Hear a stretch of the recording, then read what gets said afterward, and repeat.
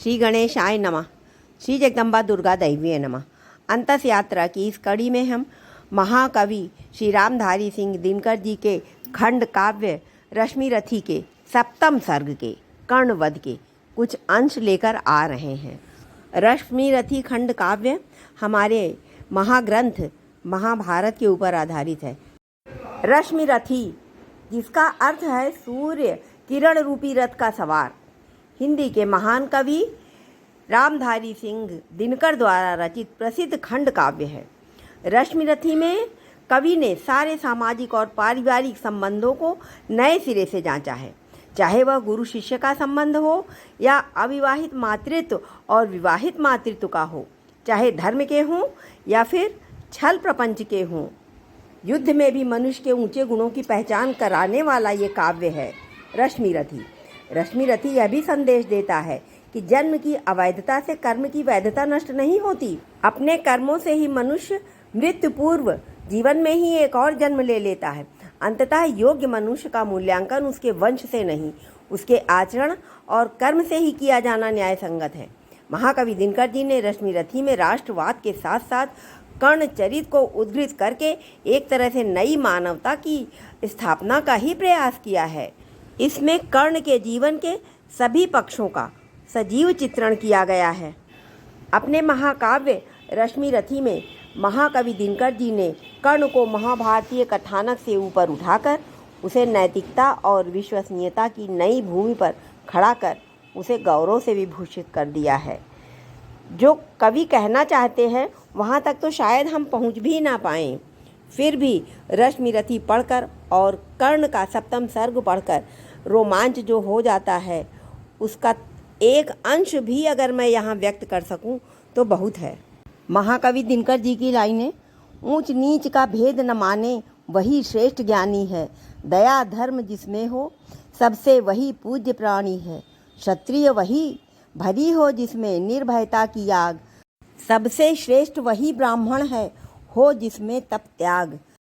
हिंदी साहित्य के सर्वश्रेष्ठ कवियों में विद्यमान कवि श्री रामधारी सिंह दिनकर जी द्वारा लिखी गई महाकाव्य रश्मिरथी महाकाव्य महाभारत की ही कहानी है, जिसमें विशेष रूप से सूर्य के पुत्र और पांडवों के भाई कर्ण का वर्णन है।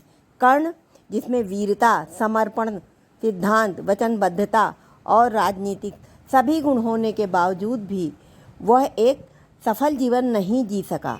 अंत तक उसको यह व्यथा रही। कवि ने कर्ण की व्यथा को आत्मसात जैसे कर लिया हो, जैसे भगवान ने ही कलम पकड़ के उनसे ये लिखवाया हो। कर्ण की वीरता का, दानवीरता का, अमर जीवन गाथा का बहुत ही मार्मिक वर्णन है। चलिए हम रश्मिरथी के अंतिम सप्तम सर्ग के कुछ अंश लेकर आपके सामने आ रहे हैं। नहीं फूलते कुसुम मात्र राजाओं के उपवन में, अमित बार खिलते वे पुर से दूर कुंज कानन में, समझे कौन रहस्य प्रकृति का बड़ा अनोखा हाल, गुदड़ी में रखती चुन चुन कर बड़े कीमती लाल।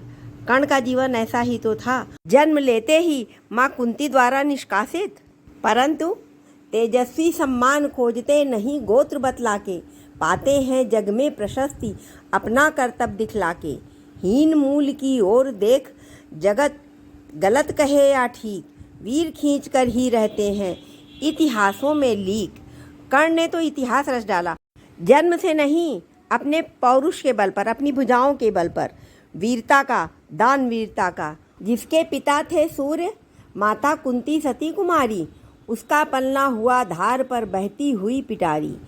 सूत वंश में पला, चखा भी नहीं जननी का शीर, निकला कर्ण सभी युवकों में तब भी अद्भुत वीर। जब अर्जुन ने द्वंद्व युद्ध में सभी को हरा दिया था, उस समय जब कर्ण आया था तो द्रोणाचार्य ने क्या कहा था? कर्ण की व्यथा का आकलन कीजिए। क्षत्रिय है यह राजपुत्र, यूं ही नहीं लड़ेगा, जिससे हाथापाई में कैसे कूद पड़ेगा। अर्जुन से लड़ना हो तो मत गहो सभा में मौन, नाम धाम कुछ कहो, बताओ कि तुम जाति हो कौन। उसकी जाति पूछी जाती है और कर्ण उस समय लज्जित होता है। और महाकवि की कलम देखिए, जाति हाय री जाति, कर्ण का हृदय शोभ से डोला, कुपित सूर्य की ओर देख यह वीर क्रोध से बोला। जाति जाति रटते जिनकी पूंजी केवल पाखंड, मैं क्या जानूं जाति, जाति हैं ये मेरे भुजदंड। अर्थात मेरा बाहुबल, सिर्फ बाहुबल ही मेरी जाति है, फिर भी वह निडर क्षत्रियों को ललकारता है। पूछो मेरी जाति शक्ति हो तो मेरे भुजबल से, रवि समान दीपित ललाट से और कवच कुंडल से। पढ़ो उसे जो झलक रहा मुझ में तेज प्रकाश, मेरे रोम रोम में अंकित है मेरा इतिहास। इन लाइनों में महाकवि की दलित मुक्ति की चेतना का स्वरूप भराया है। और जब दुर्योधन कर्ण को अंगराज का सम्मान देते हैं तो वो कितना कृतज्ञ हो जाता है, अपनी कृतज्ञता को व्यक्त करता है। भरी सभा के बीच आज तूने जो मान दिया है, पहले पहल मुझे जीवन में जो उत्थान दिया है, ऋण भला होऊंगा उससे, चुका कौन सा दाम, कृपा करें दिनमान की आऊँ तेरे कोई काम। और इसी का कर्ज कर्ण ने अपने अंतिम समय तक उतारा है। और उस समय महाकवि की कलम से जो शब्द निकले हैं, हुआ राधेय नायक सैन्य का है, जगा लो वह निराशा छोड़ करके, विधा का जाल झीना तोड़ करके, गर्जता ज्योति के आधार, जय हो चरम आलोक मेरा भी उदय हो। और दुर्योधन का पक्ष लेते हुए कर्ण बोलते हैं, सुयोधन पूत या अपवित्र ही था, प्रतापी वीर मेरा मित्र ही था, किया मैंने वही सत्कर्म था जो, निभाया मित्रता का धर्म था जो, नहीं किंचित मलिन अंतर गगन है, कनक सा ही हमारा स्वच्छ मन है, अभी भी शुभ्र उर की चेतना है, अगर है तो यही बस वेदना है। यह कर्ण का चरित्र ही है जिसे महाकवि ने लिखा है। अंतिम समय में भरी सभा में द्रौपदी के साथ हुए अन्याय को सोचकर बोलता है, बधूजन को नहीं रक्षण दिया क्यों, समर्थन पाप का उस दिन किया क्यों, न कोई योग्य निष्कृत पा रहा हूँ, लिए यह दाह मन में जा रहा हूँ, विजय दिलवाइए केशव स्वजन को। श्री कृष्ण से वो कहता है, उनके आगे नतमस्तक होता है, शिथिल सचमुच नहीं कर पार्थ मन को। अर्जुन को भी वो कहता है, अभय हो भेद ताजा अंग हरि का, विधा क्या प्राप्त है जब संग हरि का। जब कर्ण के रथ का पहिया धरती में धंस जाता है और उसके इतने पौरुष के बाद भी नहीं निकलता है, तो उसको ब्राह्मण का दिया हुआ श्राप याद आता है कि जिस रथ पर तू इतने अभिमान से बैठ करके तूने मेरे गाय की हत्या की है, वही रथ तुझे एक दिन काम नहीं आएगा। और कर्ण जान जाता है कि अब यह उसका अंतिम समय है और बोलता है, महीं ले सौंपता हूँ आप रथ में, गगन में खोजता हूँ अन्य पथ में। लेकिन वो इतना वीर है कि उसने धरती को अपना रथ सौंप करके गगन की ओर देखता, आकाश की ओर देखता है। वह सूर्य पुत्र है ना, सूर्य को ही तो देखेगा। भले ही लील ले इस काट को तू, न पा सकती पुरुष विभ्राट को तू, महानिर्वाण का क्षण आ रहा है। अपने को वो जान रहा है कि उसका ये अंतिम समय है, नया आलोक संदन आ रहा है। तपस्या से बने हैं यंत्र जिसके, कसे जप याग से हैं तंत्र जिसके। वह अपने जीवन को याद करता है, अपने जीवन के मूल्यों को याद करता है। देखिए महाकवि लेखनी से कर्ण की जीवन गाथा, जुते हैं कीर्तियों के वाज जिसमें, चमकती है किरण की राज जिसमें, हमारा पुण्य जिसमें झूलता है, विभा के पद्म सा जो फूलता है। रचा मैंने जिसे निज पुण्य बल से, दया से दान से निष्ठा अचल से, हमारे प्राण सा ही पूत है जो, हुआ सद्धर्म से उद्भूत है जो। न तत्वों की तनिक परवाह जिसको, सुगम सर्वत्र ही है राह जिसको, गगन में जो अभय हो घूमता हो, विभा की उर्मियों पर झूमता है।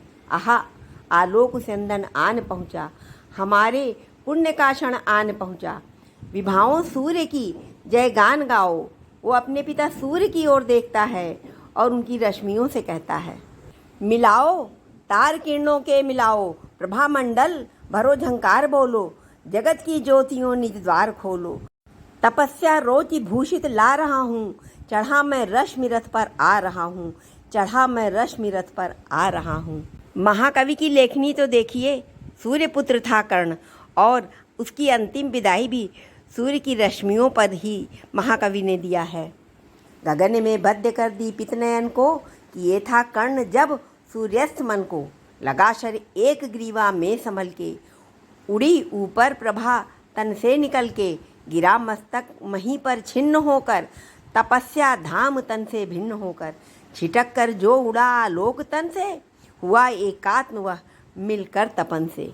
और इसके उपरांत जो जय घोष हुआ, कवि कहते हैं, उठी कौंतेय की जयकार रण में, मचा घनघोर हाहाकार रण में। सुयोधन बालकों सा रो रहा था, खुशी से भीम पागल हो रहा था। फिरे आकाश से सूर्यान सारे, नतानन देवता नभ से सिधारे। और पिता सूर्य के बारे में कवि ने कहा है, छिपे आदित्य होकर आर्त घन में, उदासी छा गई सारे भुवन में। उदासी छा गई सारे भुवन में। अनिल मंथर व्यतीत सा डोलता था, न पक्षी भी पवन में बोलता था। प्रकृति निस्तब्ध थी, यह हो गया क्या, हमारी गांठ से कुछ खो गया क्या। मगर कर भंग इस निस्तब्ध लय को, गहन करते हुए कुछ और भय को। प्रकृति भी उस समय निस्तब्ध हो गई थी। जई उन्मत्त हो हुंकारता था, उदासी के हृदय को फाड़ता था। युधिष्ठिर प्राप्त कर निस्तार भय से, प्रफुल्लित हो बहुत दुर्लभ विजय है। दृगों में मोद के मोती सजाए, बड़े ही व्यग्र हरि के पास आए। यहाँ पर कवि ने धर्मराज युधिष्ठिर के मुख से यह भी कहलवाया कि यह विजय दुर्लभ है। कर्ण के बाहुबल को धर्मराज युधिष्ठिर भी जानते थे और इस प्रकार वो केशव के पास, श्री कृष्ण के पास आए इस असंभव सी विजय की खुशी व्यक्त करने। कहा, केशव बड़ा था त्रास मुझको, नहीं था यह कभी विश्वास मुझको कि अर्जुन यह विपद भी हर सकेगा, किसी दिन कर्ण रण में मर सकेगा। इसी के त्रास में अंतर पगा था, हमें वनवास में भी भय लगा था। कभी निश्चिंत मैं क्या हो सका था, न 13 वर्ष सुख से सो सका था। बलि योद्धा बड़ा विकराल था वह, हरे कैसा भयानक काल था वह। मुशल विस्मय बुझे थे, बाण क्या थे, शिला निर्मोग ही थी, प्राण क्या थे। मिला कैसे समय निर्भीत है यह, हुई सौभाग्य से ही जीत यह है। युधिष्ठिर को सहसा अपनी जीत पर भरोसा नहीं उठता है। वो बोलते हैं कि ये जीत मुझे तो सौभाग्य से ही मिली है, नहीं यदि आज ही वह काल सोता, न जाने क्या समर का हाल होता।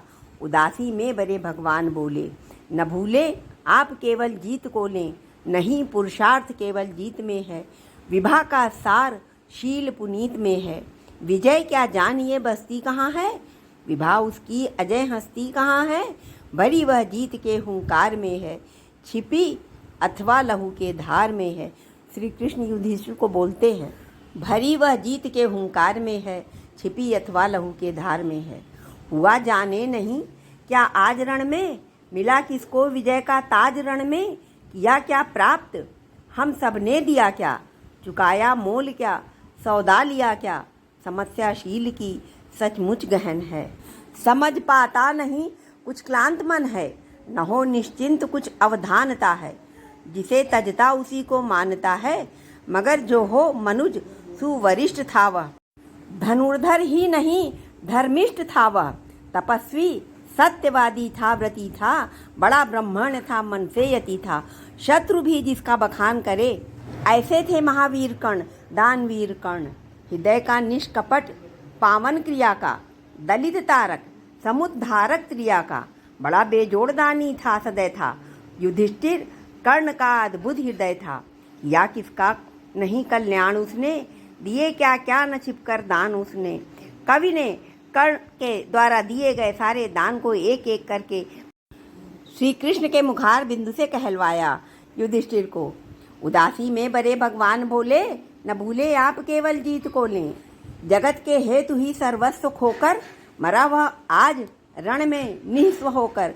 उगी थी ज्योति जग को तारने को, न जन्मा था पुरुष वह हारने को। मगर सब कुछ लुटाकर दान के हित, सुयश के हेतु नर कल्याण के हित। दया कर शत्रु को भी त्राण देकर, खुशी से मित्रता पर प्राण देकर। गया है कर्ण भूको दीन करके, मनुज कुल को बहुत बलहीन करके। युधिष्ठिर भूलिए विकराल था वह, विपक्षी था हमारा काल था वह। अंत में श्री कृष्ण कहते हैं, आहा शील में कितना विनीत था, दया में धर्म में कैसा निरत था। समझकर द्रोण मन में भक्ति भरिए, पितामह की तरह सम्मान करिए। मनुजता का नया नेता उठा है, जगत से ज्योति का देता उठा है। ऐसा था कर्ण कि भगवान भी जिसकी प्रशंसा करने के लिए बाध्य हो उठे। महाकवि दिनकर की लेखनी से महादानी महावीर कर्ण की ये जीवन गाथा सदैव सदैव दोहराई जाएगी। शत शत नमन है महावीर कर्ण को, दानवीर कर्ण को, और शत शत नमन है हमारे महाकवि राष्ट्रकवि दिनकर जी को।